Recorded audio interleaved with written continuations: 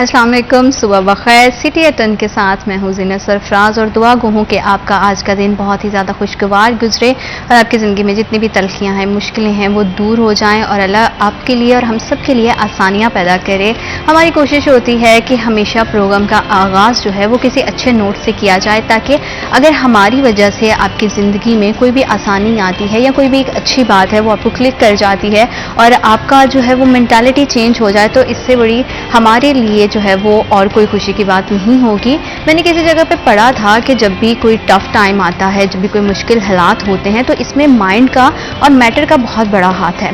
Mind और matter किस तरह एक दूसरे से लिंक करते हैं? If you mind that it doesn't matter. और अगर आपसे कोई चीज़, अगर आप किसी चीज़ को माइंड करते हो ना, तो ही वो मैटर करती है। अगर आप किसी चीज़ को माइंड ही नहीं करोगे तो वो मैटर नहीं करेगी, क्योंकि ज़्यादा से ज़्यादा कुछ भी हो ना तो कुछ भी नहीं होता। ये सिर्फ मेंटालिटी का सारा खेल है। अगर आप ज़हनी तौर पर जो है वो बहुत ज़्यादा मजबूत हैं तो आप हर तरह के हालात का जो है वो सामना कर सकते हैं। तो कोशिश करें अपनी सोच को बदलें, उसको पॉजिटिव करें, ताकि आप माशरे में पॉजिटिवली कंट्रीब्यूट कर सकें। इसी तरह इसी दुआ के साथ कि आप भी बहुत खुश रहें और अपने इर्द गिर्द अपने जितना भी हल्का अहबाब जिन्हें आप जानते हो, नहीं जानते, उन्हें भी बहुत ज़्यादा खुश रखें। अल्लाह आपके लिए और हमारे मुल्क पाकिस्तान के लिए बहुत सारी आसानियाँ पैदा करें। जब मुल्क की बात आती है, मुल्क की हालात की बात आती है, तो टैक्स पे करना बहुत ज़रूरी है। किसी भी जो है वो फ़र्द के लिए, चाहे वो बिजनेसमैन है या कॉमन सिटीज़न है, उन सब के लिए टैक्सेस पे करना बहुत ज़्यादा इंपॉर्टेंट है। टैक्स की क्या अहमियत है और इसके क्या मकासद हैं, इस हवाले से बहुत ज़्यादा लोग जो है वो शायद उनमें इतनी ज़्यादा अवेयरनेस नहीं है। लोग समझते हैं कि जो बहुत हैवी इनकम जनरेट कर रहे हैं, टैक्सेस पे करना सिर्फ उन्हीं की रिस्पॉन्सिबिलिटी है। लेकिन हम आज इसी हवाले से बात करेंगे और जानने की कोशिश करेंगे कि आम शहरी से लेकर जो मुखय्यर हजरात हैं उन तक टैक्स की क्या अहमियत है। और इसी हवाले से बात करने के लिए हमें स्टूडियोज़ में ज्वाइन किया है हमारे गेस्ट हैं सफ्तर मुराद हाशमी, माहिर टैक्स अमूर हैं। अस्सलाम वालेकुम सर, आपका बहुत शुक्रिया हमें और हमारे प्रोग्राम को वक्त देने के लिए। साथ ही साथ हमें स्टूडियोज़ में ज्वाइन किया है हमारे सीनियर रिपोर्टर हैं उमैर अजमत। उमैर, आपका बहुत शुक्रिया हमें और हमारे प्रोग्राम को वक्त देने के लिए। सबसे पहले तो मैं जानना चाहूँगी सर कि हालात जैसे हैं, आप पर्सनली जो है वो किस मतलब कैफियत से गुजर रहे हैं? आपके लिए जो चीज़ें हैं वो कितनी डिफ़िकल्ट हैं? बिस्मिल्लाहिर्रहमानिर्रहीम। मैडम, आपका शुक्रिया, आपने मुझे यहाँ पे दावत दी। हालात, मुल्की हालात जो हैं वो टैक्स के हवाले से किसी तरह भी मौजू नहीं हैं। इंडस्ट्री जो है वो फैसलाबाद की 90% इंडस्ट्री जो है वो इस वक्त बंद पड़ी है। पावर लूम्स जो फैसलाबाद की रीढ़ की हड्डी समझ लें उनको, वो टूट रही हैं और बेच रहे हैं लोग, तेज़ी से उनको बेच रहे हैं। इवन के गुलामदाबाद में 10,000 के करीब पावर लूम्स सेटअप लगे हुए हैं, जिनमें से 5,000 के करीब बिक चुके हैं। वो उन्होंने तोड़ के बेच दी हैं वो पावर लूम्स। जब वो ये सेटअप बेच दिया है तो बहुत सी लोग जो हैं बेरोज़गार हो गए हैं। अब टैक्स का इस सिलसिले में अब कोई बनता ही नहीं है जवाब कि गवर्नमेंट जो है वो जब तक इंडस्ट्री को सपोर्ट नहीं करेगी, इंडस्ट्री नहीं चलेगी तो रेवेन्यू जनरेट नहीं होगा। बिल्कुल। अच्छा, मैं सबसे पहले, क्योंकि लोगों को बेसिकली जो है ना वो टैक्स का कॉन्सेप्ट ही नहीं पता है, तो सबसे पहले उमैर आप ये बताएं कि इनकम टैक्स रिटर्न होता क्या है? बिस्मिल्लाहिर्रहमानिर्रहीम। मैं सबसे पहले ये बताना चाहूँगा कि इनकम टैक्स रिटर्न होती क्या है, किस बंदे ने ये जमा करवाना होती है। आप ये समझ लें कि वो तमाम अफराद जो लायबल टैक्स हैं, यानी कि जिनकी आमदन काबिल टैक्स है, यानी कि जिनकी अगर वो तनख्वाहदार तबका है, वो चाहे किसी गवर्नमेंट इदारे में जॉब करते हैं या किसी प्राइवेट फर्म में मुलाजिम है, तो अगर उनकी माहाना तनख्वाह जो है वो कम अज़ कम 50,000 रुपये है या उससे ज़ायद है, तो वो इनकम टैक्स नेट में रजिस्टर्ड होने के कानूनी तौर पर पाबंद हैं। अगर वो कारोबार करते हैं और उनकी जो माहाना आमदन है वो 33,000 रुपये से ज़ायद है या सालाना उनकी 4 लाख रुपए मिनिमम आमदन है, तो उस सूरत में भी वो इस बात के पाबंद हैं कि वो अपने आप को टैक्स नेट में रजिस्टर्ड करवाएं। उसके साथ साथ दीगर शोबाजात से वाबस्ता अफराद भी जो है वो भी टैक्स नेट में रजिस्टर्ड होने के पाबंद हैं। वो लोग जिनके पास 1000 सीसी से बड़ी गाड़ी है या जिनके पास बड़े घर है, वो तो जाहिर है जिसकी आमदन अच्छी है फिर वही 1000 सीसी से बड़ी गाड़ी ले सकता है या बड़ा घर ले सकता है। तो जो सबसे मेन हमारे पॉइंट्स हैं वो यही है कि जो सैलरीड पर्सन में जिसकी मिनिमम वेजेस 50,000 मंथली हैं और जो बिजनेस पर्सन हैं उनके लिए 4 लाख जो है वो मिनिमम अगर उनकी इनकम है तो वो अपनी इनकम टैक्स रिटर्न जमा करवाने के पाबंद हैं और टैक्स अदा करने के पाबंद हैं।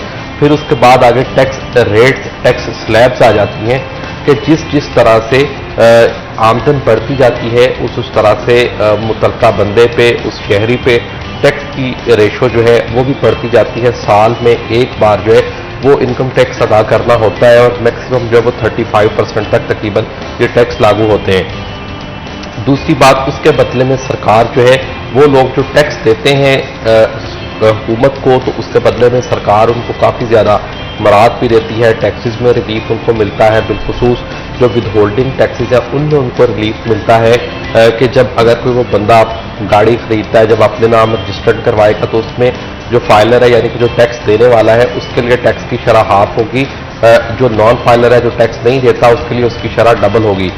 इसी तरह अगर कोई शख्स प्रॉपर्टी खरीदता है, उसका इंतकाल करवाना है तो वहाँ पे भी ऐसी टैक्स रिलैक्सेशंस है। बैंकिंग ट्रांजैक्शंस करनी है तो वहाँ पे भी नॉन फाइलर के लिए 0.6% विद होल्डिंग टैक्सेस लागू होता है, जबकि फाइलर को इससे इस्तिस्ना दिया जाता है, जिसकी वजह यह है कि लोगों को इस तरफ मोटिवेट करना कि आए आप अपनी आमदन पे टैक्स दें, जिम्मेदार शहरी होने का सबूत दें, बदले में मतलब ये मिथ है कि सिर्फ जो टैक्सेस है वो सिर्फ जो बंदा बहुत इनकम जनरेट कर रहा है, हर शहरी का हक, मतलब वो राइट है। जो आपको बताया कि जिसकी मिनिमम, अगर वो मुलाजिम है तो मिनिमम आमदन 50,000, अगर वो कारोबार करता है, खा वो ठेला लगाता है तो वो साइकिल पे अपना सामान बेचता है, या फिर वो दुकानदार है, उसके बाद वो चाहे प्लाजा मालिक है, अगर उसकी मिनिमम आमदन सालाना 4 लाख रुपए है या उससे जायद है, उससे ज्यादा जितनी भी है, तो वो टैक्स नेट में रजिस्टर्ड होने और इनकम टैक्स रिटर्न जमा करवाने का पाबंद है। दूसरी चीज, इनकम टैक्स रिटर्न क्या है?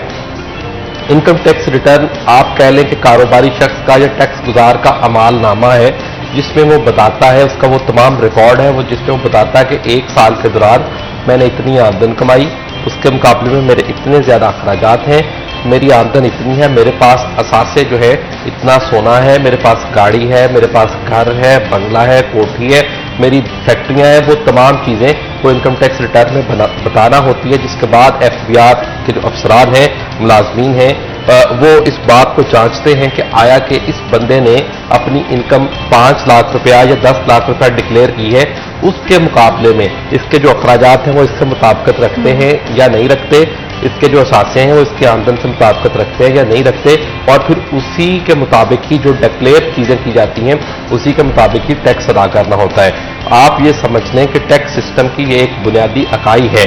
इनकम टैक्स रिटर्न से ही सारा निज़ाम आगे चलता है और पाकिस्तान में सेल्फ डिक्लेरेशन सिस्टम चलता है कि वो टैक्स गुजार या वो शहरी खुद ही अपने एसेट्स डिक्लेयर करता है, खुद ही अपनी आमदन डिक्लेयर करता है कि मेरी 50,000 आमदन है या मेरी 1 लाख रुपए आमदन है, उसके मुकाबले में मेरे इतने अखराजात हैं और मेरे पास इतने असासे हैं।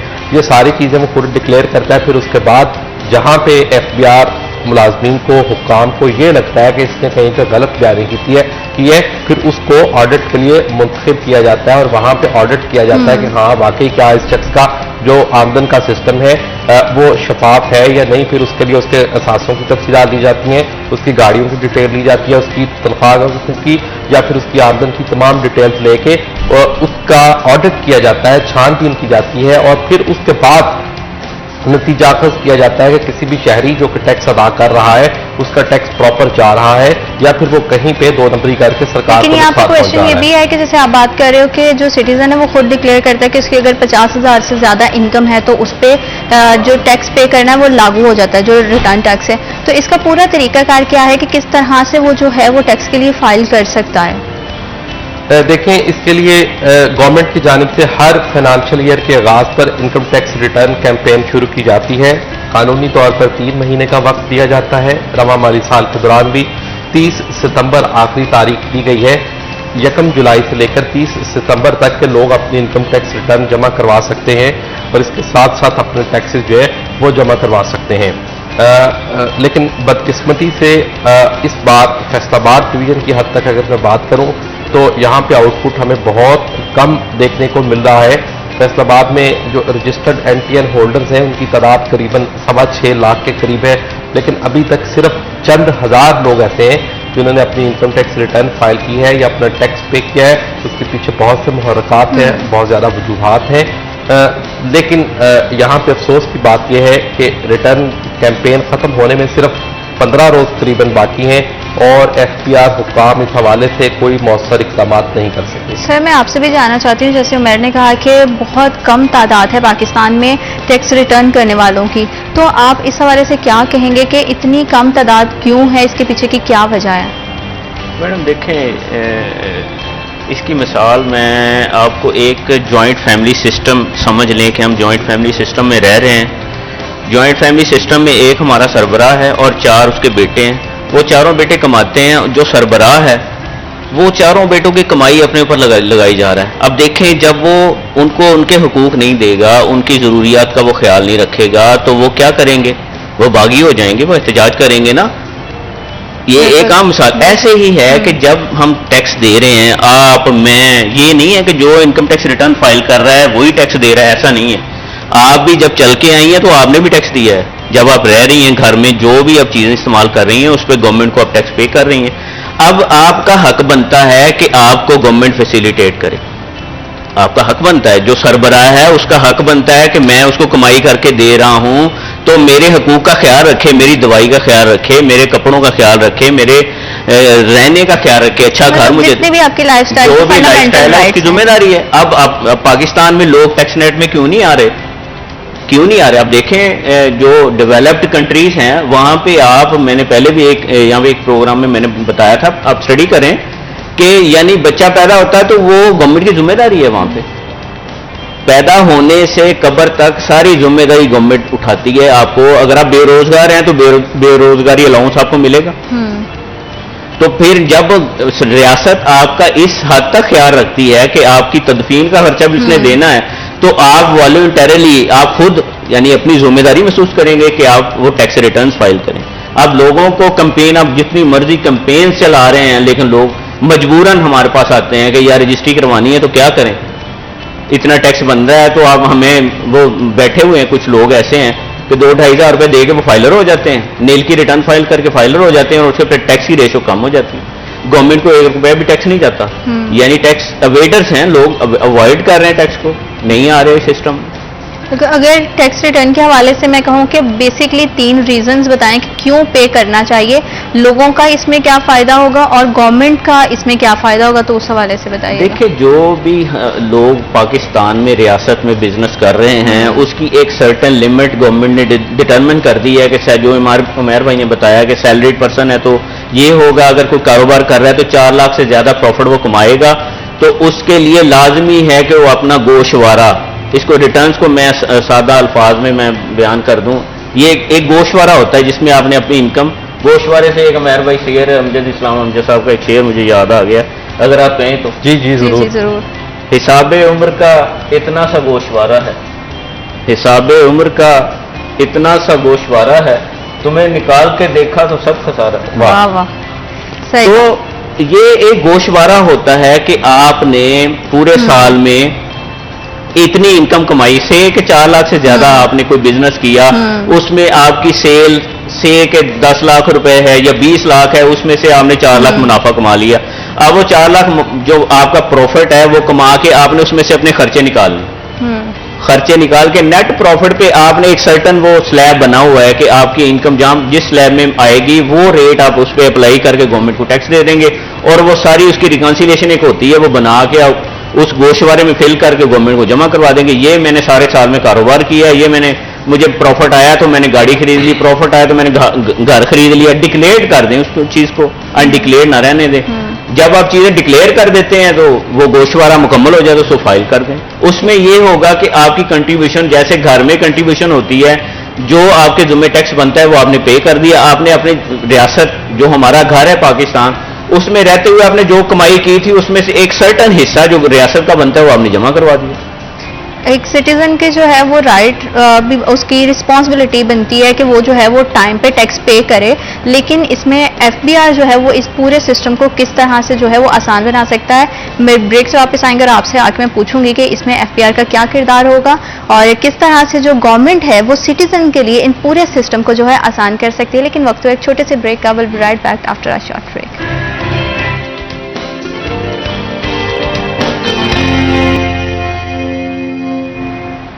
Welcome back after a short break.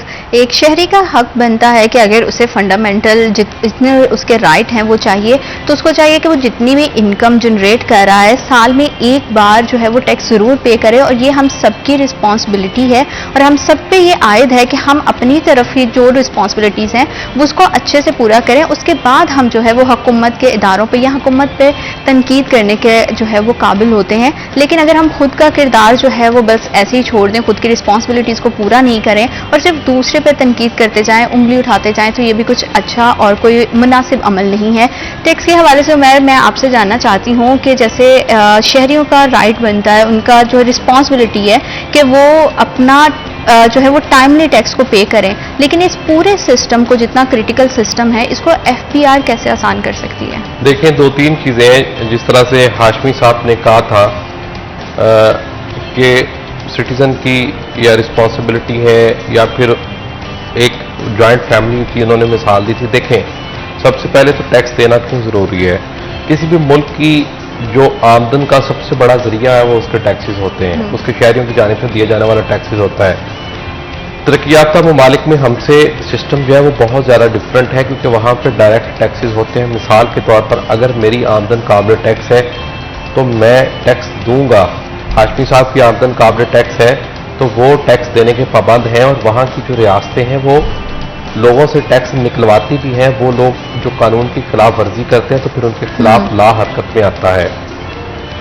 मगर पाकिस्तान में यहाँ पे उसके उलट चल रहा है। डायरेक्ट टैक्सेस का बोझ जो है वो गवर्नमेंट बढ़ाने की बजाय इनडायरेक्ट टैक्सेस का बोझ आम आदमी पर डाल रही है, सेल्स टैक्स की सूरत में, दीगर टैक्सेस की सूरत में। मिसाल के तौर पर आपकी आमदन अगर काबिल टैक्स नहीं भी है, या एक छापड़ी वाले की आमदन काबिल टैक्स नहीं है, या एक मजदूर की आमदन काबिल टैक्स नहीं है, वो दिहाड़ी का 500 रुपये कमाता है, मगर जब वो अपने किसी प्यारे के लिए दवा खरीदने जाता है तो उसको उस पर सेल टैक्स पे करना पड़ता है। वो अपने बच्चे के लिए अगर डिब्बे वाला दूध खरीदने जाता है तो उसको उस पर टैक्स पे करना पड़ता है। वो अपने घर खाना बनाने के लिए अगर घी या कुकिंग ऑयल खरीदने जाता है तो उसको उस पर टैक्स, सेल टैक्स की सूरत में अजाफी पैसे देना पड़ते हैं। जबकि तरक्की याफ्ता ममालिक में ये होता है कि इनडायरेक्ट टैक्सेस का या सेल्स टैक्स का बोझ जो है वो अवाम पे कम से कम डाला जाता है ताकि महंगाई की शरह कम से कम हो।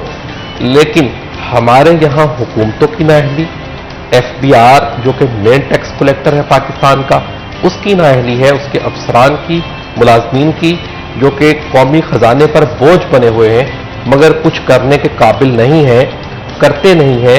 कि देखें, वो सिर्फ मैं फैसलाबाद की हद तक बात कर दूं, लाखों की तादाद में लोग ऐसे हैं जिनकी आमदन काबिल टैक्स है, जो सालाना लाखों करोड़ों रुपया कमा रहे हैं मगर वो 1 रुपया टैक्स नहीं देते। उसका खुमियाजा फिर वो मेरे जो गरीब लोग हैं उनको भुगतना पड़ता है। वो साइकिल वाले को, वो छाबड़ी वाले को, उस मजदूर को जो सारा दिन रोड पे काम करता है, शाम को उसको 500 या 600 रुपया दिहाड़ी मिलती है, मगर उसकी आमदन का एक बहुत बड़ा हिस्सा जब वो अपनी जिंदगी की जरूरियात की बेसिक अशिया, नेसेसिटीज खरीदता है तो उस पर सेल टैक्स की सूरत में डाका डाल जाता है उसकी आमदन पे।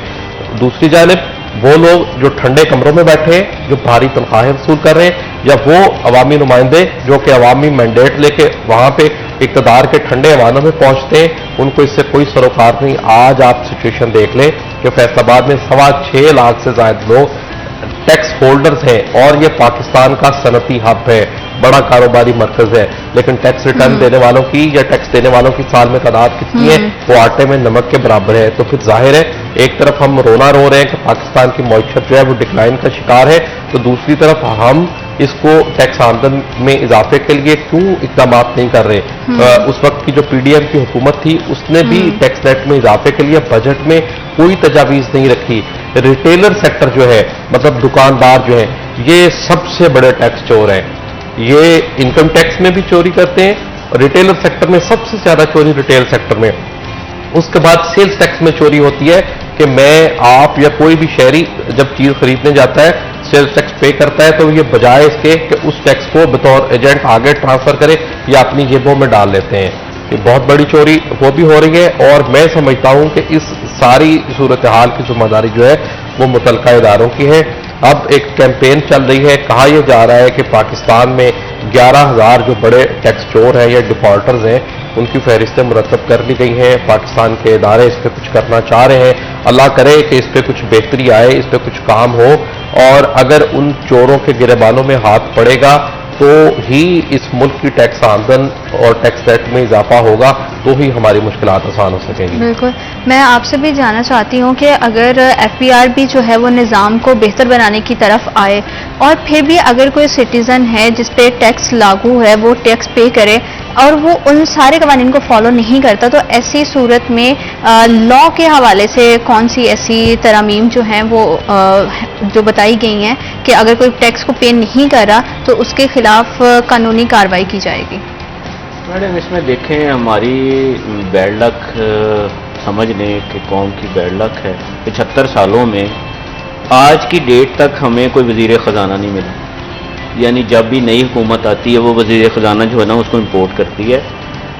سب سے پہلے قوانین جو ٹیکس کے قوانین ہیں وہ بنانے کے لیے قومی اسمبلی میں ہمارے پاس بندے نہیں ہیں. ریسنٹلی 2022 میں پی ڈی ایم کی گورنمنٹ نے ایک سیکشن 7E ایڈ کر دیا ٹیکس میں، انکم ٹیکس آرڈیننس میں ایک نیا سیکشن ایڈ کر دیا 7E. اس 7E کا مطلب یہ ہے کہ آپ نے ایک رینٹل انکم پہ گورنمنٹ کو ٹیکس پے کرنا ہے. اگر میری کوئی پراپرٹیز ہیں اس پہ میں رینٹ لے رہا ہوں لوگوں سے تو اس پہ میں نے ٹیکس گورنمنٹ کو پے کرنا. اب حیرانی مجھے یہ ہے، حیرانی کی بات ہے کہ قومی اسمبلی نے یہ پاس کیا ہے اور قومی اسمبلی وفاق کا وہ مینڈیٹ ہی نہیں ہے. یعنی فیڈرل لیجسلیٹو لسٹ ہوتی ہے جو ہمارے آئین میں لکھی ہوئی ہے کہ وفاق کون سے ٹیکس لے گا اور پنجاب جو صوبے ہیں وہ کون سے ٹیکس لیں گے. اس میں کلیئرلی لکھا ہوا ہے کہ جو پراپرٹی ہے اموویبل پراپرٹی جو ہے زمین جائیداد جس پہ ٹیکس وہ صوبوں کا اختیار ہے. 18ویں ترمیم کے بعد وہ صوبوں کا اختیار ہے. اب وفاق نے وہ قانون پاس کر کے انکم ٹیکس میں ایڈ کر دیا یہ سوچے بغیر کہ یہ اختیار جو وہ صوبوں کا ہے. اب صوبے لڑائی لڑ رہے ہیں. جو پنجاب پروونس ہے وہ ہائی کورٹ میں گیا ہوا ہے اس کے خلاف جو انہوں نے قانون پاس کر دیا ہے. ایک عدالتوں میں لڑائی چل رہی ہے اور دوسرا آج کی ڈیٹ تک کسی بندے کو یہ سمجھ نہیں آئی کہ اس کا کرنا کیا ہے ریٹرن میں. کبھی اس کو 1 ستمبر کو 1 جولائی کو ریٹرن انہوں نے ایشو کر دی کہ یہ ریٹرن کا فارمیٹ ہوگا، اس میں آپ نے گوشوارہ جمع کروانا ہے. گوشوارے کا ایک فارم قانونی طور پہ 90 ڈیز سے پہلے دینا ضروری ہوتا ہے. وہ 1 جولائی کو FBR نے جاری کر دیا کہ یہ فارم ہوگا، اس میں آپ اپنے جو بھی آمدن کے ہیں حساب کتاب اس کو فل کر کے فائل کر دیں. 31 اگست تک کچھ لوگوں نے ریٹرنس فائل کر دی. 1 ستمبر کو وہ فارم دوبارہ FBR نے چینج کر دیا اس سیکشن کی وجہ سے.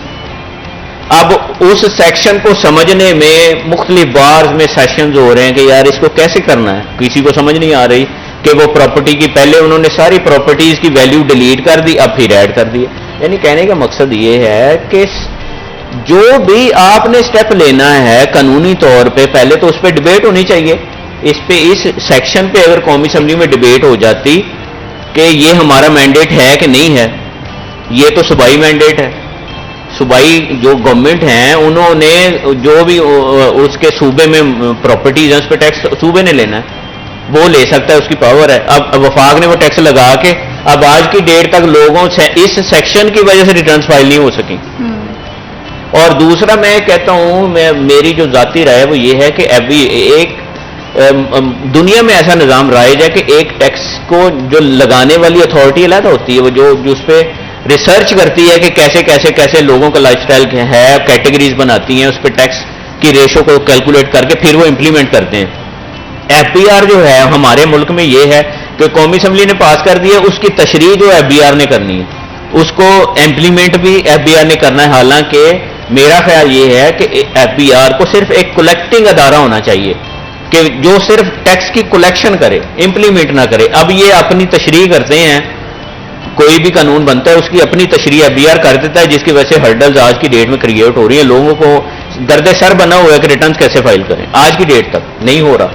वही ना कि लोगों में बेसिकली अवेयरनेस ही नहीं है कि वो किस तरह से करना चाहिए। हालांकि जो टैक्सेस है वो एक बहुत ही इम्पॉर्टेंट रोल प्ले करता है हमारे पूरे मुल्क के सिस्टम में, लेकिन जहाँ पे शहरियों का ये उनकी जिम्मेदारी है कि वो टैक्सेस को पे करें, लेकिन वहीं दूसरे हाथ पर अगर देखा जाए तो कोई ऐसा कानून ही जो है वो नाफिज नहीं किया गया, और अगर पाकिस्तान में कानून है भी तो लोग उस पर जो है वो इम्प्लीमेंटेशन नहीं करते हैं। एक बहुत बड़े अलमे की बात है, इसी को मजीद आगे गुफ्तगू का हिस्सा बनाएंगे, लेकिन वक्त एक छोटे से ब्रेक का। Will be right back after a short break.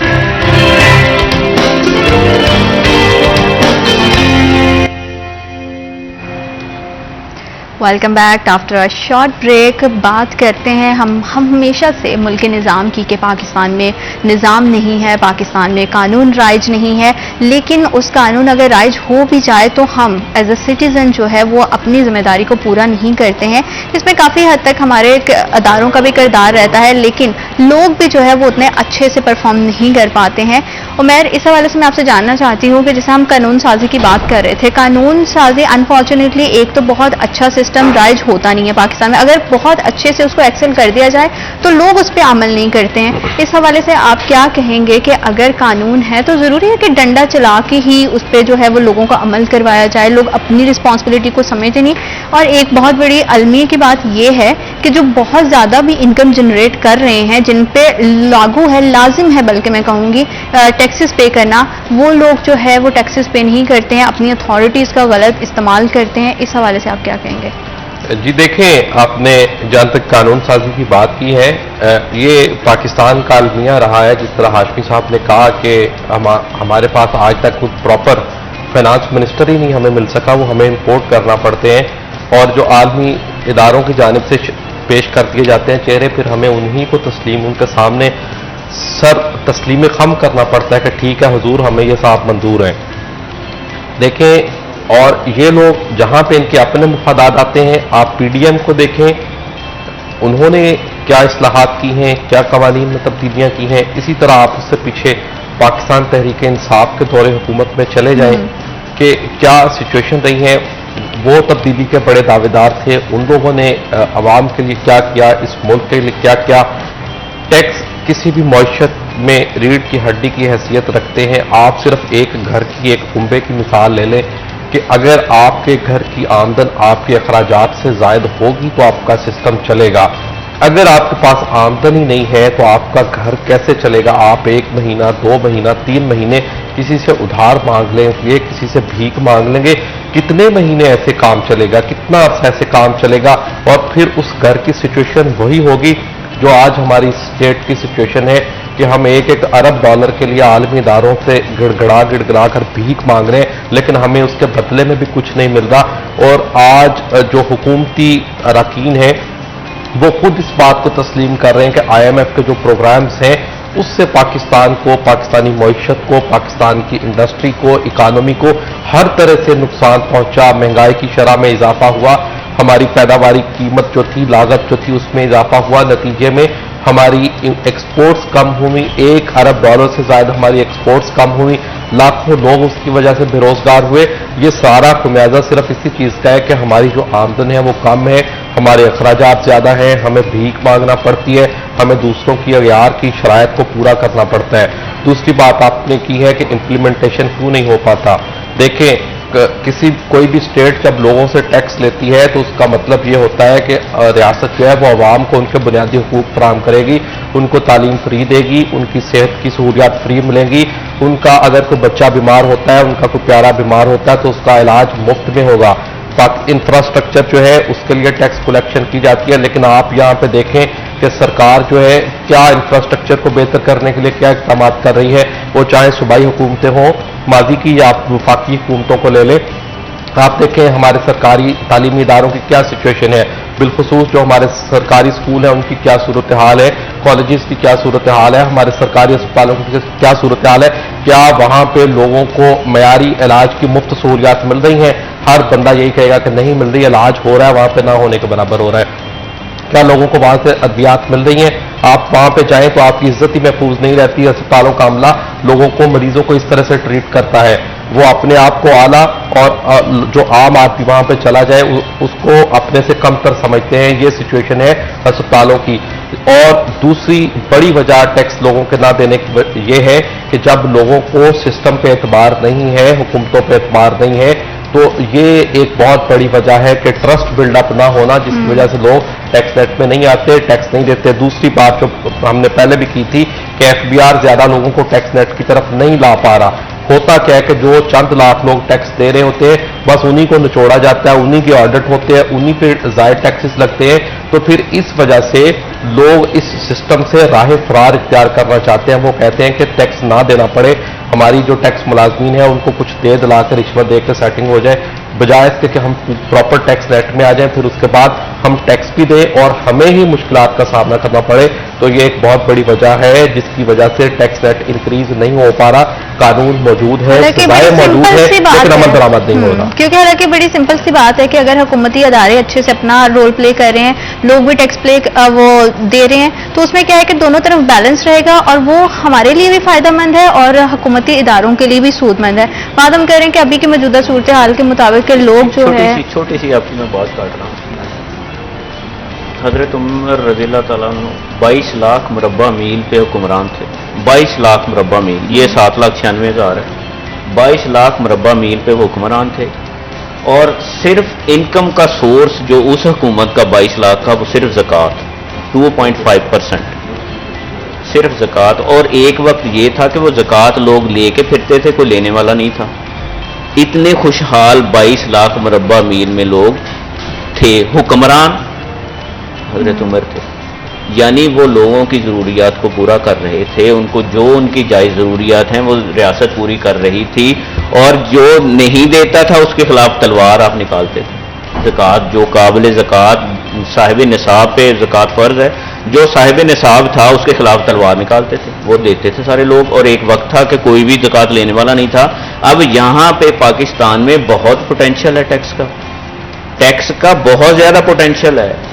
لوگوں کو اگر مراعات دی جائیں تو یہ بہت سا ریونیو کما سکتے ہیں۔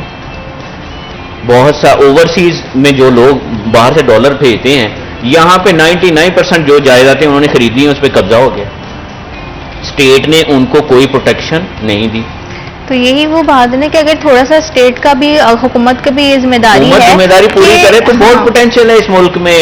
آپ کو ٹیکس، آپ اتنا ٹیکس اکٹھا ہوگا کہ سنبھالا نہ جائے، اتنا ٹیکس اکٹھا ہو سکتا ہے، لیکن اس کے لیے گورنمنٹ کو لوگوں کو اعتماد دلانا پڑے گا۔ کیسے سسٹم بہتری کی طرف کیسے جائے گا، کس طرح سے حالات جو ہے وہ سازگار ہوں گے، اور دونوں طرف کا دیکھیں، تالی ایک ہاتھ سے نہیں بجتی ہے، تالی دونوں ہاتھوں سے بجانی پڑتی ہے، چاہے وہ شہری ہیں چاہے وہ پاکستان کی گورنمنٹ ہے۔ تو دونوں کا کتنا عمل ہونا چاہیے، کیا کردار ہونا چاہیے کہ ساری صورتحال کو ہم بہتر کر سکیں، تاکہ مہنگائی پہ کنٹرول آئے۔ جو عام بندہ جس پہ ٹیکس لاگو نہیں ہے، جیسے کہ ہم نے بھی اسٹارٹنگ میں بھی بات کی ہے کہ جو دہاڑی دار طبقہ ہے اس کو کیا ہے کہ سیلز ٹیکس کی صورت میں جو ہے نا وہ پسنا پڑتا ہے، اس کو وہ پے کرنا پڑتا ہے، حالانکہ وہ اس کے ذمہ بھی نہیں ہے۔ تو کہاں پہ ہم لیگ کر رہے ہیں، اور اس ساری صورتحال کو ہم کس طرح سے بہتر بنا سکتے ہیں؟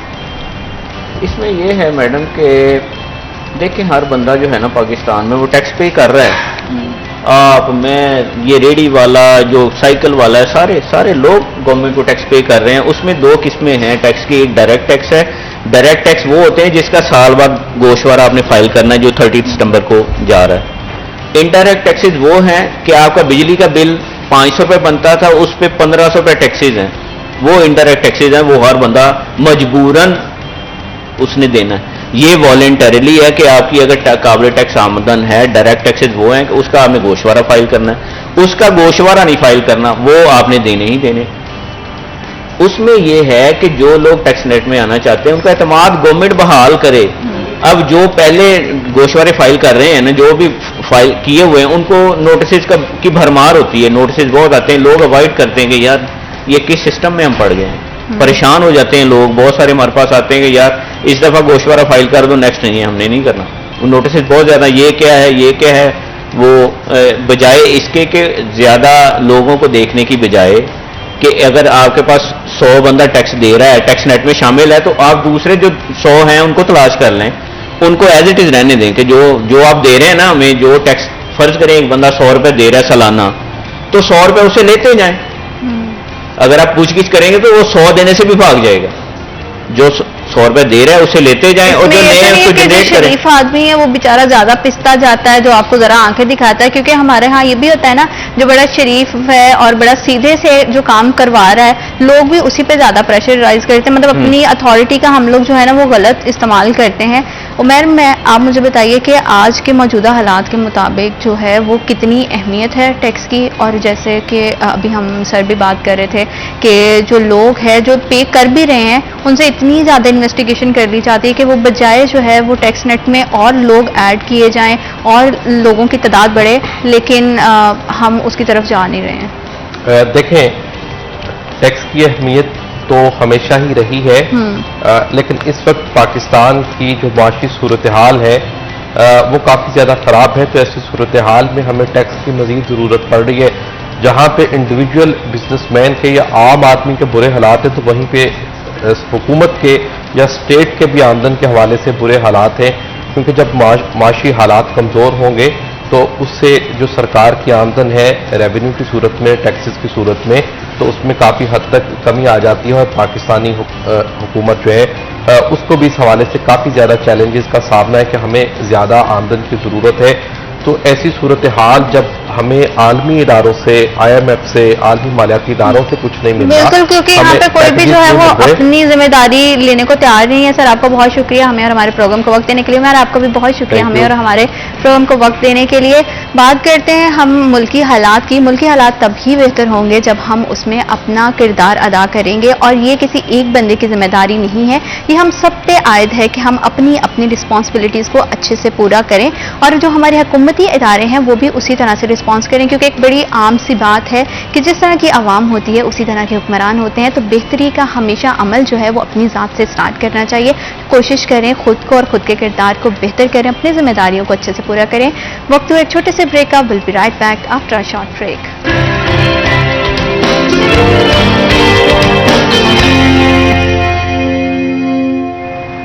Welcome back after a short break, और आप देख रहे हैं सिटी एट 10, और हम इस वक्त जो है वो बहुत ही अहम मौजू पर बात करने जा रहे हैं। जैसा कि हमारा दीन जो इस्लाम है वो बहुत ही मोहब्बत और भाईचारे का दर्ज देता है, और उसमें एक बहुत ही अहम मौजू है जिसमें अल्लाह पाक कहते हैं कि वो अपने हकूक़ तो बंदे को माफ़ कर सकते हैं, लेकिन हकूक़ुल इबाद की बहुत ज़्यादा अहमियत है। उसमें हमारे वालिदैन, बहन भाई, रिश्तेदार, दोस्त अहबाब, हल्के अहबाब, जितने भी हमारे इर्द गिर्द लोग हैं, इवन के हमारे हमसाए भी हैं, वो भी इस पूरे दायरे में शामिल हैं, और उनके क्या हकूक़ होने चाहिए और किस तरह और कितनी अहमियत है, और इस्लाम इस हवाले से क्या कहता है, इसी पे बात करेंगे। और इस अहम टॉपिक पर बात करने के लिए हमें स्टूडियोज़ में ज्वाइन किया है इलामा ताहरुल हसन, इस्लामी स्कॉलर हैं और मरकज़ी डिप्टी सेक्रेटरी जनरल पाकिस्तान उलमा काउंसिल हैं। सर, आपका बहुत शुक्रिया हमें और हमारे प्रोग्राम को वक्त देने के लिए।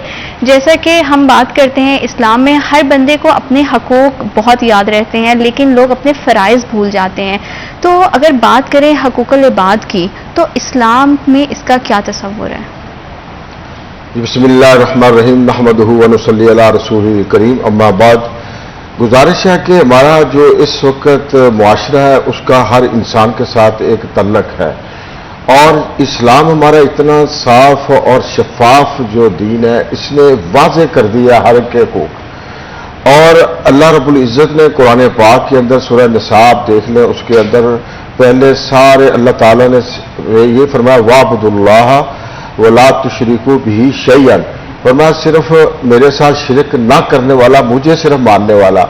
उस पर फिर आगे हक बता दिए, फरमाया व बिल वालिदैनि इहसाना, अपने वालिदैन के साथ अच्छा सलूक करना, अपने वालिदैन के साथ बेहतरीन सलूक करना। आगे फरमाया वाबी ज़िल कुर्बा, फरमाया जो तुम्हारे करीबी रिश्तेदार हैं, यानी कि आप कह ले खाला है, वो अल्लाह के नबी ने फरमाया कि वो बमंज़िलतिल उम्म, फरमाया वो तुम्हारी माँ के मंजिला है, वो तुम्हारी माँ के बराबर है। तुम्हारी अगर माँ फौत हो गई है तो उसके बाद उसका दर्जा है, वालिद अगर फौत हो गया तो उसके बाद आपके चचे का दर्जा है। तो इसी तरह आपकी बहन है, हमशीरा है, और कई रिश्तेदार है, फुफ्फी है। और अगर आप अमीर हैं, अल्लाह ताला ने आपको सलाहियतें दी हुई हैं, अल्लाह ने अपना माल दिया हुआ आपको, تو اس کا مطلب یہ نہیں ہے کہ آپ اس کو بینکوں میں رکھیں، جوڑیں، اپنے پاس رکھیں. وَبِذِي ذِی الْقُرْبَىٰ اللہ تعالیٰ نے حکم فرمایا کہ میرے پیارے حبیب صلی اللہ علیہ وسلم اپنی امت کو یہ حکم جاری کریں کہ میرے ماننے والے میرے بندوں کا بھی خیال کریں. سب سے پہلے ہے والدین کا، اس کے بعد ہے قریبی رشتہ دار. تو آج ہم کیا کرتے ہیں؟ رشتہ داروں کا خیال نہیں کرتے ہم خود، بلکہ رشتہ داروں کو نیچا دکھانے کے لیے اپنا پوچھتے تک نہیں ہے. آپ دیکھ لیں سب سے بڑا بہن کا حق ہے، ہم وہ حق ہی نہیں دیتے جائیداد کے اندر. حالانکہ اسلام نے، اللہ اس کے رسول نے حکم جاری کیا ہوا ہے، لیکن ہم کیا کرتے ہیں؟ ہم بہن کا حق مار لیتے ہیں. اور جی بہن کو کیا حق دینا ہے؟ اس کو الٹا کہتے ہیں جی ہم نے تیری شادی نہیں کی، جہیز نہیں دیا. انسان پوچھے کہ جو بیٹا تھا اس کی شادی نہیں کی، کیا اس کا ولیمہ نہیں کیا؟ کیا اس کے جو اخراجات ہوئے، جتنے اخراجات بچی پر آتے ہیں 8-10 لاکھ روپے، اتنے بیٹے پر آتے ہیں. تو جائیداد کے اندر بھی اس کا اتنا ہی حق ہے. اگر بھائی مالدار ہونے کے باوجود اپنی بہن کا حق مارتا ہے تو وہ کل قیامت کے دن مجرم ہے. والدین بھی مجرم ہے، جو آج کل جو اپنے والدین اپنے بیٹی کے حقوق کے لیے آواز نہیں اٹھاتے اور ان کو اس کا حق نہیں دیتے، کل قیامت کے دن وہ مجرم ہو گئے. تو ایسے ہی ہے کہ معاشرہ ہمارا ایک ایسا ہے جو ایک تسبیح کی مانت ہے. اس کو اگر ہم تسبیح کی مانت رکھیں گے تو سبحان اللہ، اللہ کی رحمتیں نازل ہوگی. اگر ہم کسی کے حق ماریں گے، کسی کے حقوق پہ ڈاکہ ڈالیں گے، تو یاد رکھنا کل قیامت کے دن یہ صرف نماز، حج، روزہ یہ آپ کے کام نہیں آنے والا. یہ آئے گی، یہ تو آپ کے ذاتی اعمال ہے. اصل عمل ہے لوگوں کے ساتھ صلہ رحمی کرنا، لوگوں کے ساتھ رحم کرنا. رحم اللہ تعالیٰ کی صفت ہے، وہ رحیم ہے. تو اس نے کہا کہ میرے بندوں کے ساتھ رحم کرو. تو اس لیے صحابہ کرام ایک دوسرے کے ساتھ بڑا بڑھ چڑھ کر ایک دوسرے کی مدد کرتے تھے. اگر کوئی کھانا کھانے کے لیے آقا علیہ الصلوۃ والسلام کے دربار میں غریب آدمی آ جاتا تو کہ مجھے بھوک لگی ہے، تو اللہ کے نبی حکم فرماتے بھی اس کو کون کھانا کھلائے گا؟ تو سارے صحابہ کرام اٹھ کھڑتے. حضرت علی رضی اللہ تعالیٰ عنہ، حضرت عثمان غنی رضی اللہ تعالیٰ عنہ، حضرت عمر، حضرت ابوبکر صدیق رضی اللہ تعالیٰ، یہ سارے صحابہ اٹھ کر یا رسول اللہ یہ ہمارا مہمان ہے، وہ ہمارا مہمان ہے. لیکن آج کل ایسا عالمی ہے کہ ہمارے گھر میں کوئی مہمان آ جاتا ہے نا تو سب سے پہلے جو ہے گھر والے منہ بنا لیتے ہیں، ایک تو یہ کس ٹائم پہ گیا ہے اور پھر مطلب اب اس کو کیا کریں. اور بہت بار میں نے ایسا بھی علامہ صاحب دیکھا ہے کہ آپ جو ہے نا وہ خود کے لیے بڑا اچھا پکوان پکاتے ہیں اور جو آنے والا مہمان ہے نا اس کوشش ہوتی ہے کہ وہ بچا کے اپنا حصہ الگ کے لیے. اپنے بارے میں ہم پہلے سوچتے ہیں، یہ نفسا نفسی کا عجیب سا جو سلسلہ ہے نا وہ شروع ہو گیا. ہم صرف خود کا سوچتے رہتے ہیں اور ہم سمجھتے ہیں کہ حالانکہ یہ ہے کہ رزق ہو یا آپ کا مال ہو بانٹنے سے بڑھتا ہے، اس میں برکت پڑتی ہے، لیکن آج کل ایسا نہیں ہے. آج کل ہمارے اندر اصل میں بات پتہ کیا، میں اکثر کہا کرتا ہوں کہ اصل میں دین سے دوری ہے جی، قرآن اور حدیث سے دوری ہے. آج بھی اگر ہر گھر کے ہماری آنے والی نسلوں کو قرآن پاک سمجھا کر پڑھا دیا جائے نا تو میرا خیال ہے کہ کوئی ایسا شخص نہیں ہے کہ جو اتنا سنگ دل ہو.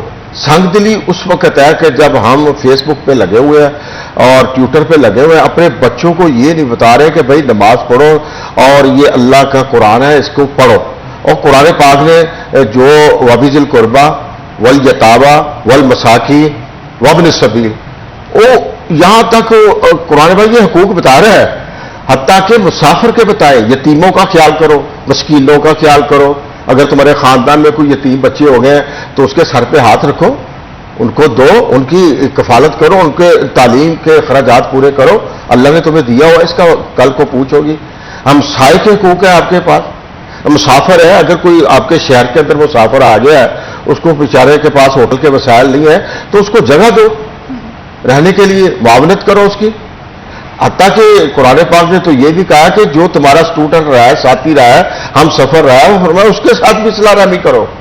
لیکن یہاں پہ ایسے کہ اگر کوئی ہمارے قریبی ہے یا کوئی بھی یتیم ہے، بچہ ہے، بچی ہے، फैमिलीज उसके सर पे हाथ तो रख देती हैं, पैसे क्या उस पर खर्च, वो घर की ना एक मुलाजमा की तरह। बहुत कम लोग मैंने देखे हैं कि वो अपने बच्चों के बराबर उसको जो है ना वो ट्रीट करें या उसके साथ सुलह रहमी का जो है वो रवैया बरतें। लेकिन बड़ा दुख होता है, बड़ा अफसोस की बात है कि अगर कोई बच्चा या बच्ची पहले से मजबूर है या कुछ इस तरह के हालात से गुजर रहा है तो लोग क्या करते हैं, अपने घर ले आते हैं, लेकिन वो मुलाजमों में और उनमें कोई फर्क नहीं रह जाता। घर के काम है, आपकी खुद की बच्ची फोन इस्तेमाल कर रही है, वो बच्ची जो है वो किचन में सारा दिन खड़ी होकर खाने भी पकाएगी, घर की सफाइयां भी करेगी और उसकी तालीम पे भी उस तरह से तवज्जो नहीं दी जाती। तो इस हवाले से कितना ज़्यादा जो है ना इस पे आप करेंगे कि इस्लाम में क्या इसका तस्वुर है? देखिए, अल्लाह ताला ने इसके मुतल्लक भी यही आगे जो मैंने आयत पढ़े ये मुकम्मल है।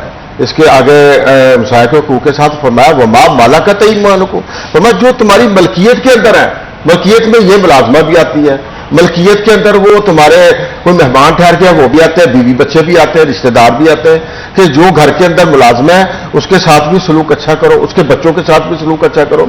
ये नहीं कि आपकी बेटी अंदर बैठ के खा रही है और उसको आप दरवाजे पर बिठाया हुआ है, वो एहसास कमतरी का वो शिकार हो जाएगी। कल को फिर वो क्या समझेगी उसके कि ये इस्लाम है, ये मुसलमान है।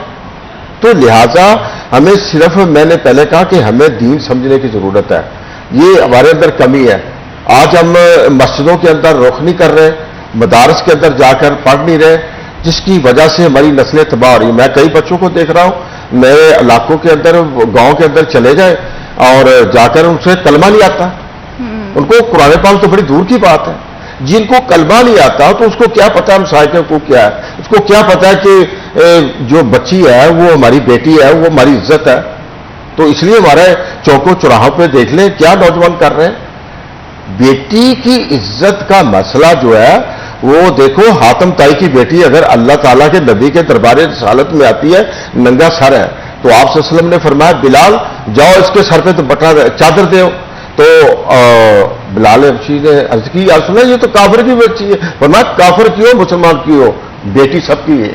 वो इसीलिए कहा जाता है, बड़ी खूबसूरत जो बात है वो सिर्फ हमारे ही माशरे में और हमारे दिल में कहा जाता है कि बेटियां सबकी सांझी होती हैं, चाहे वो किसी गरीब गुरबा की है, चाहे वो किसी भी मजहब से ताल्लुक रखने वाला है, क्योंकि हर कोई अपने मजहब में जो है वो आज़ाद है, उसको चाहिए। लेकिन इस्लाम इतना खूबसूरत दीन है कि जो सिर्फ मुसलमानों के लिए नहीं, पूरी इंसानियत के लिए हदायत का सरचश्मा है। लेकिन फिर भी हम लोग इस तरह के, मतलब बदकिस्मती में कहूँगी कि हम मुसलमान पैदा हुए हैं और हम अपने दीन से जो है वो इतना दूर हो गए हैं। जैसे आपने बात करी है कि कुरान पाक को समझने की ज़रूरत है, हम अपने बच्चों को कुरान पाक की तालीम तो दिलवा देते हैं, लेकिन कुरान पाक कह क्या रहा है, क्योंकि उसमें हर मसले का, हर मुश्किल का हल है। हमें कहीं और जाने की ज़रूरत ही नहीं है, हमारे तमाम मसाइल का हल सिर्फ एक है, कुरान पाक है, नबी पाक सल्लल्लाहु अलैहि वसल्लम की अहादीस हैं, हवाले हैं। लेकिन बच्चों की क्या है, दीन से दूरी है, तो उनको पता ही नहीं है। और आजकल जो है वो ज़्यादा अलमिया की बात यह है कि पहले के दौर में तो फिर भी रिश्तेदारों की एक अहमियत होती थी, हम लोग फैमिलीज़ के साथ जुड़े होते थे। लेकिन आज के बच्चे जो है ना, ये सेपरेट जो फैमिली का कल्चर आ गया है, जॉइंट फैमिली थी पहले तो उनकी अहमियत थी, ताया चचा की लोग बहुत ज़्यादा इज्जत करते थे, लेकिन अब बच्चे अलग थलग रहना पसंद करते हैं। तो ये कितना ये सारी चीज़ें जो हैं वो इफ़ेक्ट डालती हैं कि हम अपने रिश्तेदारों के हकूक़ को ही नहीं समझते, क्योंकि हम उन्हें रिश्तेदारों को बोझ ही समझा हुआ है। देखिए जी, अल्लाह ताला ने खुद फरमाया कि अल्हम्दुलिल्लाह रब्बिल आलमीन, मैं तमाम जानों का पालने वाला हूं। उसने सिर्फ ये नहीं कहा कि मैं मुसलमानों का हूं, तो वमा अरसलनाका इल्ला रहमतल लिल आलमीन, अल्लाह का नबी वो भी रहमतल लिल आलमीन, मैं सबका नबी हूं, वो तो किसी मुसलमानों के तो नहीं है। तो इसलिए वो रहमत बनकर आए हैं, वो इसलिए आए हैं कि ताकि इंसानों को इंसान बनाया जा सके। इसीलिए तो सहाबा इकराम का आप दौरे हुकूमत देख लें, सैयदना उमर फारूक रज़ी अल्लाह तआला अन्हु का दौरे हुकूमत देख लें, कोई ज़कात लेने वाला नहीं था, कोई सदका लेने वाला नहीं था, कोई मांगने वाला आपको नहीं मिल रहा। क्यों? कि वहां हकूक अदा हो रहे हैं सबके, और सबको पता है ज़कात देनी है। और इस्लामी रियासत जो है वो हुकूमत है, रियासत मदीना, वो तमाम गरीबों के घर राशन पहुंचा रही है खुद। वो बच्चा पैदा हो रहा है, उसको जनाब हुकूमत बैतुल माल से उसका खर्चा उठा रही है, दूध का, उसके तालीम का खर्चा हुकूमत उठा रही है। आज यूरोप में आप देख लें, ये कानून वहां मौजूद है, ये हमारा कानून था, लेकिन हमने उनका ले लिया और अपना जो कानून उनको दे दिया। और आज हम उसका वजह कि हम साहिब भूखे मर रहे हैं, اور ہمیں پتہ ہی نہیں ہم سایہ ہمارا بھوکا ہے کہ نہیں بھوکا، ہم پوچھتے نہیں ہیں۔ تو دیکھو مدینہ منورہ کے اندر 61 سالی آ گئی سیدنا ابو بکر صدیق رضی اللہ تعالیٰ عنہ کے دور میں، تو سیدنا عثمان غنی رضی اللہ تعالیٰ عنہ چونکہ بڑے سیٹھ تھے، ان کا مال آیا اونٹوں سے بھرا ہوا، تو سب تاجر اکٹھے ہو گئے، جناب ہمیں دے دیں، یہ مہنگا ہمیں دیتے ہیں، کوئی مہنگائی ہو۔ پاکستان میں آپ دیکھ لیں نا، جب 61 سالی آ جائے تو ہم زیادہ چینی مہنگی بیچتے ہیں، گھی زیادہ مہنگے۔ تو سیدنا عثمان غنی رضی اللہ تعالیٰ نے فرمایا کتنا کا نفع دو گے؟ کسی نے کہا 2 دوں گا، کسی نے کہا 3 دوں گا۔ فرمایا میں اس کو دینے لگا ہوں جو مجھے 1 کے بدلے 10 دیتا ہے۔ وَمَنْ جَاءَ بِالْحَسَنَةِ فَلَهُ عَشْرُ أَمْثَالِهَا۔ فرمایا میں سارا کا سارا مال غریبوں کے اندر تقسیم کرتا ہوں، کیونکہ وہ اللہ نے وعدہ کیا ہے میں میرے راستے میں دو گے تو میں تمہیں 1 کے بدلے 10 دوں گا۔ تو آپ آگے دیکھیے کیا کہ سیدنا حضرت ابن عباس رضی اللہ تعالیٰ فرماتے ہیں کہ میں نے رات کو حضور صلی اللہ علیہ وسلم کی زیارت نصیب ہوئی تو حضور سے جلدی جا رہے ہیں، میں نے پوچھا یا رسول اللہ میں آپ کی ملاقات کا اشتیاق رکھتا ہوں، آپ ذرا مل تو لیں، آپ اتنی جلدی جا رہے ہیں۔ فرمایا آج سیدنا عثمان غنی رضی اللہ تعالیٰ نے جو سخاوت کی ہے، اللہ تعالیٰ نے جنت کے اندر اس کا محل بنایا، تو مجھے اللہ تعالیٰ نے حکم دیا کہ اپنی آنکھوں سے آ کر دیکھ لو۔ صرف کیا غریبوں میں مال تقسیم کر دیا 61 سالی کے اندر۔ تو ہمارے اندر پاکستان کے اندر کیا ہے کہ جب 61 سالی آ جائے، کرونا آیا، بلیک گھی بلیک، چینی بلیک، تو کپڑا بلیک، تو ہر شے کھانے کی بلیک، سبزیاں بلیک، ٹماٹر ہم نے وہ نہیں چھوڑے وہ بھی بلیک۔ یعنی ہماری مسلمانی ختم ہو چکی ہے، نام کے مسلمان ہیں۔ دیکھیں گناہ جو ہے زنا کرنا ہے ایک گناہ ہے جی، چوری کرنا گناہ ہے جی، اور کسی کو تشدد کرنا گناہ ہے جی، یہ گناہ ہے۔ لیکن کسی کا خیال نہ کرنا، کسی کو کھانا نہ کھلانا، کسی کی مدد نہ کرنا، یہ بھی گناہ ہے۔ یہ کوئی نہیں سمجھتا کہ یہ گناہ ہے، یہ کوئی نہیں کہتا۔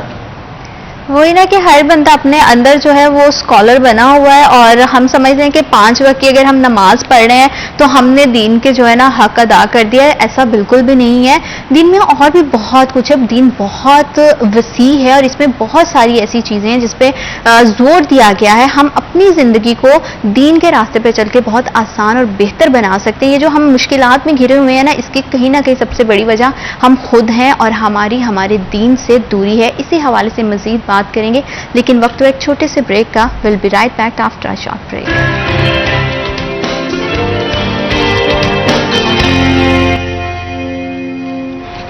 Welcome back after a short break. آپ دیکھ رہے ہیں سٹی ایٹ 10 اور ہم بات ہمیشہ کرتے ہیں دین کے حوالے سے۔ بہت سارے لوگ بیٹھ کے دوسروں کو درس دینا، دوسروں کو تنقید کا نشانہ بنانا بہت زیادہ آسان ہوتا ہے، اور جو 5 وقت کا جو نمازی ہوتا ہے، نماز پڑھ لیتا ہے نا، وہ سمجھتا ہے کہ میں نے دین کا حق ادا کر دیا۔ دین میں اپنے رشتہ داروں کا خیال رکھنا، اپنے دوستوں کا خیال رکھنا، اور سب سے جو امپورٹنٹ بات ہے، جو دیوار کے ساتھ جن کی دیوار سانجھی ہوتی ہے، آپ کے ہمسائے، ان کا خیال رکھنا بہت زیادہ ضروری ہے۔ لیکن آج کا جو دور چل رہا ہے، المیہ کی بات یہ ہے کہ خود تو ہم پیٹ بھر کے کھانا کھاتے ہیں، ہمارے دسترخوان پہ بہت سارے پکوان سجائے جاتے ہیں، لیکن ہمارا ہمسایہ جو ہے وہ بھوک سے بلک رہا ہوتا ہے اور ہمیں اس کا احساس تک نہیں ہوتا۔ احساس جو ہے وہ بہت اہم ہے، چاہے وہ کہیں پہ بھی ہے، چاہے وہ کسی بھی صورت میں ہے، تو احساس کرنا بہت زیادہ ضروری ہے۔ کوشش کریں کہ آپ کے ارد گرد جتنے لوگ ہیں، آپ اپنے اندر احساس کا مادہ رکھیں، اور جتنی بھی ہو سکے 100-50 کی، ضروری نہیں کہ لاکھوں میں کسی کی مدد کی جائے، جتنا بھی آپ جو ہے افورڈ کرتے ہیں اتنی دوسروں کی مدد کریں۔ علامہ صاحب، ہم بات کر رہے ہیں احساس کی، اگر بات کی جائے تو آج کے دور میں کتنی کمی ہے، عدم برداشت بہت زیادہ ہے، ہمارے اندر احساس نام کی چیز نہیں۔ ہمارے سامنے اگر راہ جاتے کوئی ہم دیکھتے ہیں نا کہ کوئی بندہ گر گیا ہے، چاہے چلے جیسے گرمی کا موسم ہے، کوئی پیاس کی وجہ سے ہی ہے، تو ہم پاس سے بائک یا گاڑی لے کے گزر جاتے ہیں، کوئی رکے گا نہیں، اسے اٹھائے گا نہیں، اس کی مدد کرنے کو تیار نہیں ہے، اسی جیسا کوئی آئے گا جو اس کو پانی کا گلاس یا پانی کا گھونٹ پلا دے گا۔ تو آپ کیا سمجھتے ہیں کہ یہ جو معاشرتی اقدار ہیں، یہ اس حوالے سے آپ کیا کہیں گے؟ دیکھیں جی، ہمارے معاشرے کے اندر جو بڑی اصلاح کی ضرورت ہے، ہمارے اندر جو آپ نے احساس کا لفظ بولا ہے، یہ واقعتاً بہت بڑا لفظ ہے۔ اگر کچھ سمجھا جائے، احساس ہمارے اندر ختم ہو چکا ہے، بالکل ختم ہو گیا۔ یہ دیکھیں، ہمارے چیف آف آرمی سٹاف ہیں حافظ عاصم منیر صاحب نے ایک بہت بڑا اعلان کیا، میں سمجھتا ہوں بہت بڑا احسان کیا انہوں نے۔ ابھی ایک اعلان کیا انہوں نے तो कितने जखीरा पकड़ा जा रहा है, चीनी ढेरों सारी पकड़ी जा रही है, डॉलरों के डॉलर पकड़े जा रहे हैं। ये स्मगलर जो जखीरा दोज है, इनके अंदर दिल नहीं है, ये संग दिल है, ये एहसास इनके अंदर खत्म हो चुका है, ये मुहिब्बे वतन नहीं है जो जखीरा दोजी करते हैं। कल क़यामत के दिन जो जखीरा दोजी करता है, याद रखिए, मैं आपके इस प्लेटफार्म से कह रहा हूं, वो कोई बख्शिश नहीं है उसकी, वो अपने बच्चों को हराम खिला रहा है और आखिरत के अंदर वो बिल्कुल जन्नत की खुशबू भी नहीं पाएगा, ये इस्लाम ने कहा। तो लिहाजा जखीरा दोज करने वाले चीनी, आटा, घी, ये जो भी है, या दौलत जमा करने वाले हैं, इनको हम ये कहते हैं कि इस्लाम इसकी सख्त मना करता है। अगर आप मुसलमान हैं, अगर आप आका अलैहिस्सलाम की उम्मती हैं, तो फिर एहसास करें, इस गरीब आवाम पर रहम करें। देखिए, सरकार दो आलम सल्लल्लाहु अलैहि वसल्लम के पास एक सहाबी आया, कहने लगा, या रसूल अल्लाह, मेरे पास दौलत है, मैं कहाँ पर खर्च करूं? आपने फरमाया अपने बीवी बच्चों पर खर्च करो। या रसूल अल्लाह फिर भी बच जाए, फरमाया फिर अपने करीबी रिश्तेदारों पर खर्च करो। या रसूल अल्लाह मेरे पास फिर भी बच रही है, फरमाया फिर अपने हमसायों पर खर्च करो, मोहल्ले पर गरीब गुरबा पर खर्च करो। या रसूल अल्लाह फिर भी बच रही है, फरमाया फिर देखो शहरों के अंदर कोई गरीब है तो वहां उसकी मदद करो। देखो इस्लाम कितना आसान है कि तुम्हारे पास दौलत जमा करने के लिए नहीं है, तो ये अल्लाह के रास्ते के अंदर खर्च करना इतनी बड़ी इबादत है। मुसलमानों को ये जो हम कहते हैं ना कि फलाई काम, ये इस्लाम ने ही दिया हुआ है और किसी मजहब में इतना बड़ा एनजीओज नहीं जितनी बड़ी ये दीनी मदारस देख लें, जहां पर यतीम बच्चे पढ़ते हैं, मस्कीन बच्चे पढ़ते हैं और साहिब सियत भी पढ़ते हैं, लेकिन उन गरीब बच्चों को खाना दिया जा रहा है। और मेरे मदरसे के अंदर हमने स्कूल भी पढ़ा रहे हैं और उनको 3 वक्त का खाना दे रहे हैं और उनके लिए टीचर स्कूल के रखे हुए हैं, कुरान पाक हिफ्ज़ भी हो रहा है। और चूंकि इस दौर के अंदर इतने बच्चे लोगों के हैं, गरीब बेचारी फैक्ट्रियों के अंदर माएँ काम कर रही हैं, उनके पास वसाइल नहीं है कि वो बच्चों को खिला सके, वो मदारस के अंदर छोड़ जाते हैं, तो मदारस उनको तालीम दे रहा है। तो ये बहुत बड़ी एनजीओज है दीनी मदारस, इनका ख्याल करें, अपने मोहल्ले के अंदर ख्याल करें, हमसायों का ख्याल करें। देखो रिश्तेदारों के अंदर कोई आपके गूंगा है, बहरा है, पाहच है, कोई गरीब है, वो बेचारा काम नहीं कर सकता, तो आप देखें उसकी मदद करें, उसके अपना माल खर्च करें।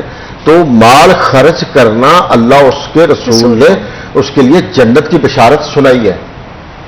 और याद रखना, जिसने भी माल होते हुए अपने गरीब रिश्तेदारों का ख्याल ना किया तो कल क़यामत के दिन हाथ झूमरे नहीं काम आएंगे। सबसे पहले उसके से यही पूछोगी, मैंने तुम्हें माल दिया था, कहां पे खर्च किया था?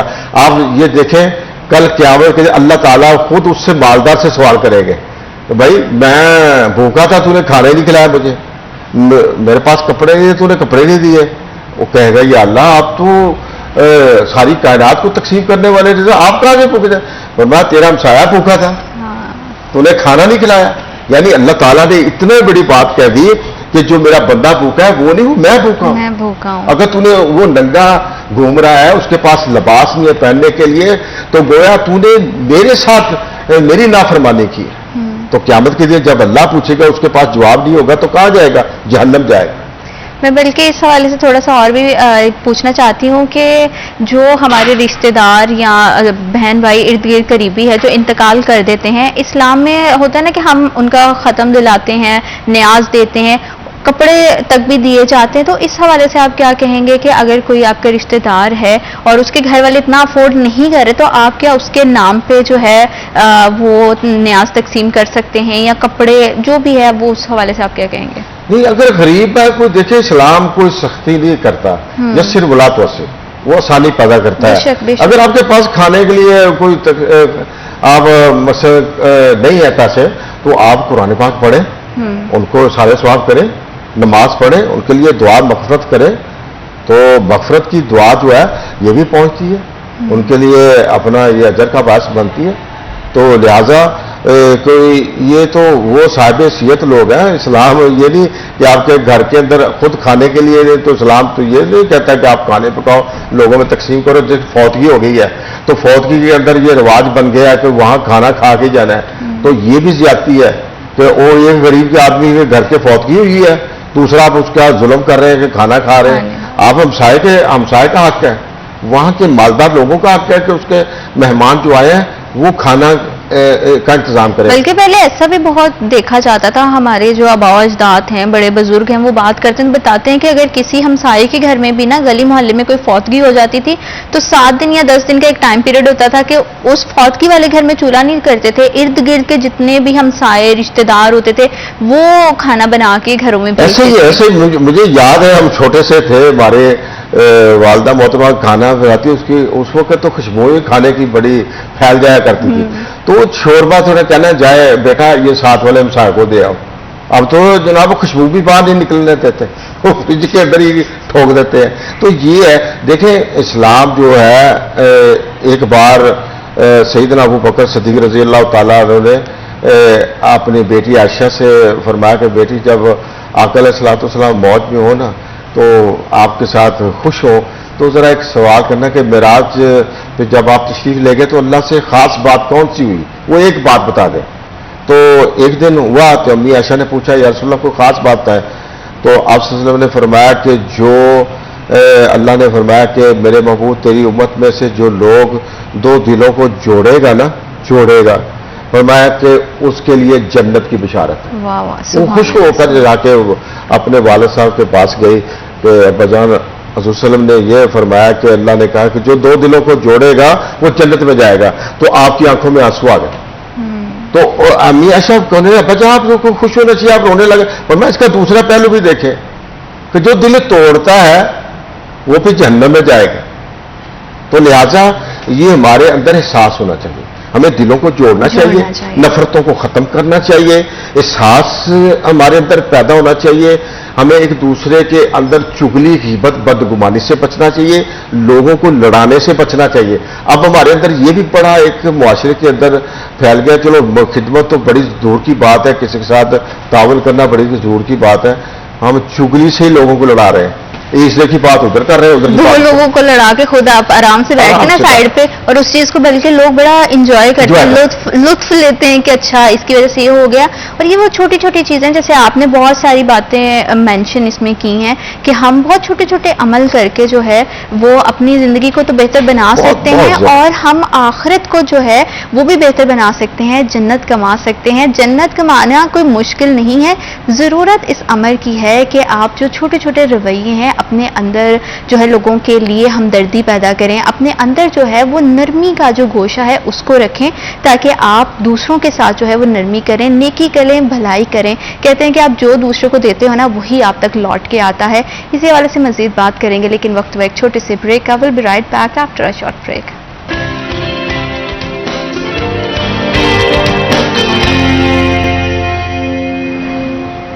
Welcome back after a short break. آپ دیکھ رہے ہیں سٹی ایٹ 10، اور جمعے کے حوالے سے ہماری کوشش ہوتی ہے کہ کوئی بھی ایک ایسا موضوع آپ کے سامنے لے کر آئیں جو آپ کی زندگیوں میں جو ہے وہ اچھا بدلاؤ لے کے آ سکے. اور بہت زیادہ آج کل لوگ پریشان ہیں اور مختلف طرح کی سچویشن میں گھرے ہوئے ہیں. اس کا سب سے بڑا ایک وجہ یہ اپنے حقوق میں اگر کہیں پہ کوئی کوتاہی ہو جاتی ہے تو اس کو نظر انداز کر سکتے ہیں، اس کو معاف کر سکتے ہیں، لیکن حقوق العباد کی بہت زیادہ اہمیت ہے ہمارے دین میں، اسلام میں. صرف مسلمانوں کے لیے نہیں، چاہے وہ کسی بھی مذہب سے تعلق رکھتا ہے، کیونکہ اللہ کی ذات وحدہ لا شریک ہے. وہ اس چیز میں جو ہے وہ تفریق نہیں کرتی. وہ صرف یہ نہیں دیکھتی کہ صرف مسلمان ہے تو میں اسی کو رزق دوں گا. چاہے کوئی بھی ہے، کسی بھی مذہب سے آپ تعلق رکھتے ہیں، اللہ کی ذات جو ہے وہ آپ کو رزق بھی دیتی ہے، آپ کے لیے رزق کے وسائل بھی پیدا کرتی ہے. تو ہم انسان کیا ہے، ہماری کیا اہمیت ہے، کیا ہم اپنے آپ کو بڑا کچھ سمجھتے ہیں؟ حالانکہ یہ دنیا فانی ہے اور جو آخرت کی زندگی ہے وہی حقیقت ہے، لیکن ہم یہ سب چیزیں بھول چکے ہیں. ہم صرف کیا کرتے ہیں کہ دنیا کا مال و دولت ہے اسی کو جمع کرنے کے پیچھے بھاگ رہے ہیں، اور اپنے جتنے رشتہ دار ہیں، بہن بھائی ہیں، ان کے ساتھ بڑا دکھ کی بات ہے کہ ان کا ہم آج کے دور میں بالکل بھی خیال نہیں کر رہے. علامہ صاحب اگر اسی حوالے سے مزید گفتگو کریں تو احادیث میں اس کا کیا حوالہ دیا گیا ہے، اسپیشلی کیا اہمیت ہے حقوق العباد میں رشتہ داروں اور دوستوں کے حوالے سے؟ دیکھیں جی، میں نے آپ کو پہلے بتایا کہ سورہ نساء کے اندر آئے تو اس کے اندر دوستوں کے، رشتہ داروں کے اور حقوق اتنے بیان کر دیے گئے ہیں کہ حضور اکرم صلی اللہ علیہ وسلم نے فرمایا کہ جبریل علیہ السلام نے آ کر مجھے ہمسایوں کے بارے میں اتنے حقوق بتائے، اتنے بار بتایا کہ ہمسایوں کے جو خیال کرتا ہے ان کے ساتھ صلہ رحمی کرتا ہے، رشتہ داروں کے ساتھ صلہ رحمی کرتا ہے، ان کے لیے جنت کی بشارت ہے. اور جو حقوق انسانی کا خیال نہیں کرتا وہ یاد کر لے کہ کل قیامت کے دن وہ حضور اکرم صلی اللہ علیہ وسلم کی شفاعت سے محروم ہے. دیکھیں اللہ تعالیٰ کے رزق میں اضافہ کرنے کا اللہ تعالیٰ نے بتایا کہ جو چاہتا ہے میرا بندہ کہ اس کے میں رزق میں اضافہ کروں، فرمایا میرے راستے کے اندر خرچ کرو، خیر تم بانٹتے جاؤ، میں تمہارے مال میں اضافہ کرتا جاؤں گا. دیکھیں کنویں کے اندر اگر پانی نکالے تو وہ کنواں صاف رہتا ہے، اگر کنویں سے پانی نہیں نکالو گے نا تو وہ گندا ہو جائے گا، صاف نہیں رہے گا، میرا چل. اسی طرح مال ہے، مال کے اندر سے اگر زکوٰۃ صدقہ وغیرہ خیرات نہیں نکالیں گے، غریبوں پر خرچ نہیں کریں گے تو یہ آپ یاد رکھ لیں وہ مال بھی خراب ہوگا. تو کل قیامت کے دن قبر کے اندر یہی مال آپ کے گلے کے اندر سانپ کی شکل اژدہا بن کر گلے میں ہوگا. تو یہ کہے گا یا اللہ یہ کیا ہے؟ تو وہاں پر آواز آئے گی انت مالک، یہ تیرا مال ہے، یہ تیرا خزانہ ہے جس سے تو پیار کرتا تھا. تو دیکھیں اللہ تعالیٰ 70 گنا، 10 گنا بھی آیا، 70 گنا تک آیا. اللہ تعالیٰ کے راستے کے اندر 1 روپیہ خرچ کرو تو اللہ تعالیٰ. مجھے یاد آ گیا واقعہ حضرت موسیٰ علیہ السلام کے زمانے کے اندر ایک شخص تھا، اس نے ایک دن دعا کی یا اللہ مجھے جو تو مقدر میں میرا رزق جتنا لکھا نا مجھے ایک بار ہی دے دے. تو اللہ نے اس کی دعا قبول کر لی، اس کو دے دیا بے پا. اس نے کیا کیا؟ اس نے جناب خیمے لگا دیے کھانوں کے، غریبوں کو دینا شروع کر دیا، سب مال تقسیم کر. پھر وہ مسلح میں بیٹھ گیا، اس نے کہا اللہ میرا تو نے دے دیا، اب تیرا بھی ایک وعدہ ہے کہ جو تیرے راستے کے اندر خرچ کرے گا تو 70 گنا دے گا، تو لہذا 70 گنا رہ گیا یہ مجھے دے. یہ دیکھنا کتنی پیاری بات ہے. تو اللہ تعالیٰ نے پھر اس کو 70 گنا بھی دیا. تو جو لوگ میں نے دیکھا اپنی زندگی کے اندر، جو لوگ غریبوں کا خیال کرتے ہیں، یتیموں کا خیال کرتے ہیں، مسکینوں کا خیال کرتے ہیں، مدارس مساجد ہمسایوں کا، تو ان کو اللہ تعالیٰ نے کبھی محروم نہیں رکھا. وہ سکون سے زندگی بسر رہے ہیں، ان کے مال کے اندر اضافہ ہی اضافہ ہے. اور جن لوگوں نے خیرات نہیں کی جا کر دیکھ لیں ان کی زندگی میں سکون ہی نہیں ہے. تو سرکار دو عالم صلی اللہ علیہ وسلم نے فرمایا کہ کسی یتیم کے سر پہ ہاتھ رکھو گے، ان کو تعلیم دو گے، ان کو پڑھاؤ گے، لباس دو گے، اس کا پورا خرچہ دو گے، شادی اس کے گھر کے آباد کرو گے، تو حضور اکرم صلی اللہ علیہ وسلم فرمایا کل قیامت کے دن میں اور وہ جنت میں ایسے جائیں گے جیسے یہ دو ملی. کیا بات، کتنا بڑا اس کو مقام مل رہا ہے کہ جو ایک غریب یتیم بچیوں کے ساتھ اس طرح حسن سلوک کرے گا تو وہ کل قیامت کے دن آقا علیہ الصلوۃ والسلام کے ساتھ جنت کے اندر جائے گا. ہم تو شفاعت کو ترس رہے ہیں. تو اتنا چھوٹا سی بات ہے، عمل کر کے آقا علیہ الصلوۃ والسلام کے ساتھ جنت میں جانا بہت بڑا ذات. تو یہ ان کو ملے گا، نہ نمازی کو ہے، نہ حج کرنے والے کو ہے، نہ عمرہ کرنے والے کو ہے. یہ اس کو ہے جو کسی یتیم کے سر پہ ہاتھ رکھ دیتا ہے. یہ بہت بڑی بات ہے. یہ اتنی مطلب اتنا واضح دین نے ہر جو عمل کو ہے نا وہ بتا دیا ہے. اور پتہ نہیں پھر بھی ہمارے اندر کس چیز کی جو انگزائٹی ہے، وہ خوف ہے کہ اللہ پاک جب کہتا ہے کہ آپ میری راہ میں 1 روپیہ خرچ کرو میں آپ کو 10 گنا کر کے دوں گا، جیسے آپ نے بھی ابھی بتایا. اور اسی طرح صلح رحمی کے بارے میں بھی بہت ساری چیزیں ہیں، لیکن پھر بھی لوگ جو ہے نا نفسا نفسی میں پڑے ہوئے ہیں. میرا تو ایک نا اس چیز پہ بہت وہ یقین ہے کہ آپ کا دل بڑا ہونا چاہیے، جیب بڑی ہونے سے کوئی نہیں ہے. میں نے بہت سارے ایسے لوگ بھی دیکھے ہیں جو دن کا اگر مثال کے طور پر 100 روپیہ کماتے ہیں نا تو وہ 50 خود خرچ کر لیتے ہیں، 50 اللہ کے راستے میں دے دیتے ہیں. لیکن یہاں پہ 50 کروڑ کمانے والوں کے نا دل اتنے چھوٹے ہیں کہ وہ کسی کے ساتھ بھی جو ہے نا وہ شفقت کا رویہ کر کے راضی نہیں ہے. اور اس کا الٹیمیٹلی یہ ہوتا ہے کہ آپ بہت کچھ کما تو رہے ہیں لیکن آپ کے اندر کی جو سکون اور وہ جو ہے نا آپ کا اطمینان ہے وہ کہیں کھو جاتا ہے، آپ کے اندر رہتا ہی نہیں ہے. سکون میں تو تبھی ہے نا جب آپ اس کا دیے. اور دیکھو حضور صلی اللہ علیہ وسلم نے فرمایا کہ بندہ کرتا ہے مالی مالی میرا مال میرا مال. حضور صلی اللہ علیہ وسلم فرمایا مال اس کا وہی ہے جو وہ کھا رہا ہے پی رہا ہے اور لباس ہے وہ اس کا مال ہے، باقی مال نہیں ہے. اور جو اپنا خرچ کر رہا ہے بیوی بچوں کا وہی اس کا مال ہے. فرمایا جب قبر پہ چلا گیا ختم. وہ مال پیچھے وراثت ہے، وہ اوروں کا، وہ چاہے بے حیائی میں گزار دے وہ اجاڑ دے، چاہے وہ گناہوں کے اندر اجاڑ دے، اس کا اجر اس کو نہیں ملے گا. اجر تو وہی ہے جو دنیا کے اندر آپ کو.